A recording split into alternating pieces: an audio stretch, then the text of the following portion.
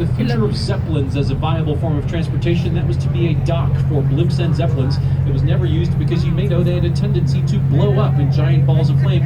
Right around the time they added the dock, the Hindenburg blew up, so they never used it. That is now the Hotel Intercontinental. Next to us right now, you also have this low concrete green glass building, University of Chicago's downtown campus, main campus on the south side, sometimes called the Harvard of the Midwest. This building, architects heavily criticized for the design. That's because there are 27 classrooms inside the building, and there's not a single window for any of them.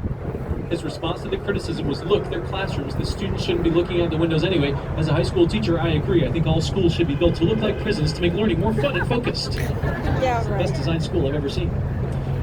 Coming up on the right after the bridge, you got two of the most glamorous buildings in Chicago. These bright white towers are the Wrigley buildings, built in 1924. Two of the best known, well-loved buildings in the city. They're well-known and well-loved for two big reasons I can think of. One of them is the exterior. If you don't know what terracotta can look like, that's 6 different shades of glazed white terracotta. It's beautiful day or night, especially beautiful at night, because every night ever since the buildings were done in 1924, the facade has been lit up by lights in the surrounding areas. They're stunning at nighttime.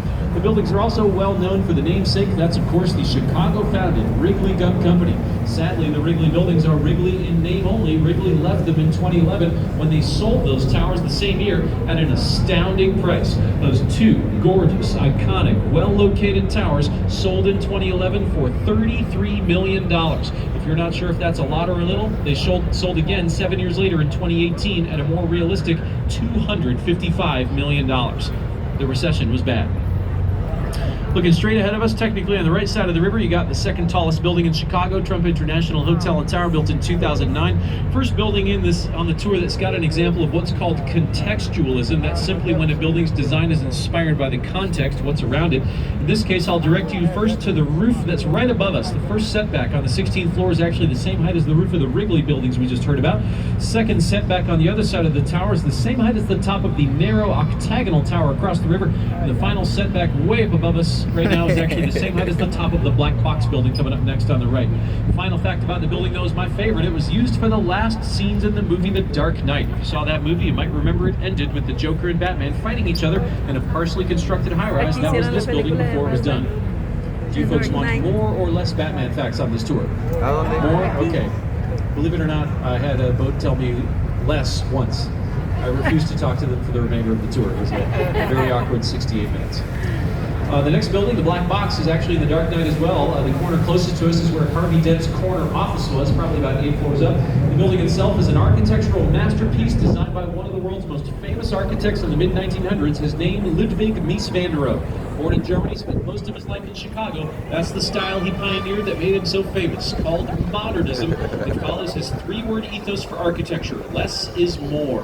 That was meant to convey the idea his buildings were stripped down practical structures. That building is practical, for example, because there are only columns on the perimeter, so every floor is completely customizable. There are no interior load-bearing walls or columns. Mies van der Rohe also taught architecture in Chicago for decades. Many of his students did buildings just like that one, steel epoxy. Except for the guy who designed these 2 towers on the right, the exact opposite of how his teacher would have done it. I think that's a sign he hated his teacher. These were done by Bertrand Goldberg in the mid-1960s. They are 2 of the most recognizable towers in Chicago. They're called Marina City for 2 reasons. There's a marina at the bottom, and they were built to be a city within a city. They were jam-packed with amenities when they were first built, because when they were built in the 60s, nobody else lived around here. So if you chose to live in these towers, they basically had to provide everything for you. They still have some of the original amenities, the marina, parking in each building, but when they were first built, they had a bunch of other stuff. The residents also had access to a bank, a dry cleaners, a grocery store, a movie theater, a bowling alley, a health club, a swimming pool, a cocktail lounge, a barber shop, a salon, and their own ice skating rink. The ice skating rink closed in the 1990s, had to close after somebody tragically skated right off the edge of the building. I'm just kidding. Some of you are taking this tour very seriously. They did have an ice skating rink, that part's true. Just wanted to see if you were paying attention.